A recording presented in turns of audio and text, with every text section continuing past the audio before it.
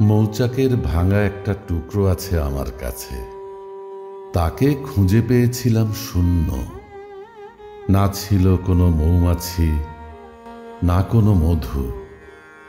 চাইলেই ছুঁড়ে ফেলে দিতে পারতাম, কিন্তু রেখে দিলাম। যেভাবে মূল্যহীন জিনিস বাক্সে ভরে রাখে অবুঝ শিশু।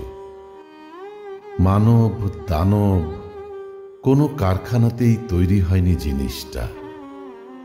শূন্য হতে পারিনি এখনো, তবু তাকে দেখলেই এই কথাটা মনে হয়ে যায় বারবার।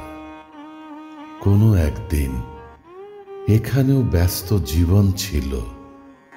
কোনো একদিন 6 কোণা কারাগার ভেঙে উড়ে গিয়েছিল মধুমাখা স্বপ্নীল ডানা।